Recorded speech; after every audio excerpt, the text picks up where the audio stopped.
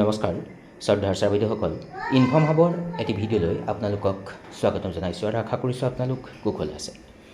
এটা অতি জৰুৰী খবৰ আপোনালোকৰ জ্ঞাতাৰ্থে ক'বলৈ প্ৰয়াস কৰিম যে অহা 12 আগষ্টৰ পৰা বিদ্যালয়সমূহত পাঠদানৰ সময়সীমা বদলি কৰা হৈছে। ইয়াৰ কাৰণ কি, কোনখন জিলাৰ সম্পৰ্কত এই নিৰ্দেশনা ওলাইছে আৰু বিদ্যালয়সমূহ চলোৱাৰ সময় কিমান সময়ৰ পৰা হ'ব, ছুটিৰ সময় কিমান হ'ব আৰু সেই সময়খিনিৰ ভিতৰত বিদ্যালয় আচলতে কেনেকৈ বিদ্যালয়বিলাক সঠিককৈ চলাই নিব, কিছুমান নিৰ্দেশনা আহিছে, সেই সকলোখিনি সম্পৰ্কে আপোনালোকক ক'বলৈ প্ৰয়াস কৰিম। এইখনে সেইখন পত্ৰ আৰু পত্ৰখন আহিছে তিনিচুকীয়া জিলাৰ পৰা ইন্সপেক্টৰ অফ স্কুলছ আৰু ডিষ্ট্ৰিক্ট এলিমেণ্টাৰী এডুকেশ্যন অফিচাৰ কাম DMC অফিচৰ তৰফৰ পৰা।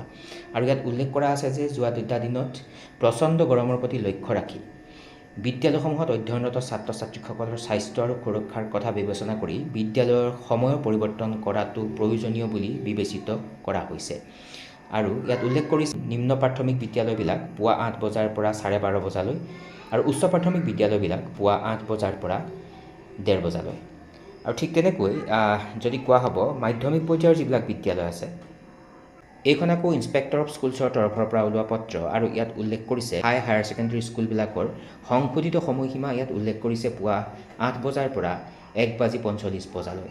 অৰ্থাৎ হাইস্কুল আৰু হায়াৰ ছেকেণ্ডেৰী বিদ্যালয়বিলাক সেই বিশেষ জিলাখনত পুৱা 8 বজাৰ পৰা 1:45 বজালৈ চলি থাকিব।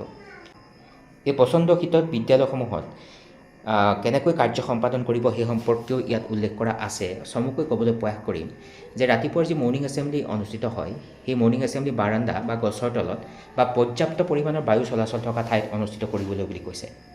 ছাত্ৰ ছাত্ৰীক পানীৰ বটল খাবলৈ পৰামৰ্শ দিবলৈ বুলি উল্লেখ কৰিছে। আৰু ইয়াৰ উপৰিও ছাত্ৰ ছাত্ৰীসকলক সঘনাই খুব কম ইণ্টাৰভেলৰ সময়ে সময়ে পানী খাবলৈ উৎসাহিত কৰিবলৈ বুলি কোৱা হৈছে। ছাত্ৰ ছাত্ৰীসকলক জোতা মোজা টাই আদি পিন্ধাৰ পৰা ৰেহাই দিবলৈ বুলি ইয়াত উল্লেখ কৰিছে। তাৰ পাছত আৰু এটা অতি গুৰুত্বপূৰ্ণ কথা উল্লেখ কৰিছে যে চৰম গৰমৰ যি পৰিস্থিতি, সেই পৰিস্থিতিত যদি ছাত্ৰ ছাত্ৰীসকলক অকস্মাতে কিবা অসুবিধাৰ সন্মুখীন হয়, স্বাস্থ্যজনিত সমস্যাৰ সন্মুখীন হয়, তেতিয়াহ'লে চিকিৎসাৰ ব্যৱস্থা কৰিবলৈ বুলি কোৱা হৈছে। তাৰ পাছতে শ্ৰেণীকোঠাত নিৰাপদ অৱস্থাত পৰ্যাপ্ত চিলিং ফেন, সঠিকভাৱে কাম কৰা ছুইচ বৰ্ডৰ সৈতে সঠিক আভ্যন্তৰীণ যি বিদ্যুৎ, সেই বিদ্যুৎ সংযোগ নিশ্চিত কৰিবলৈ বুলি কৈছে।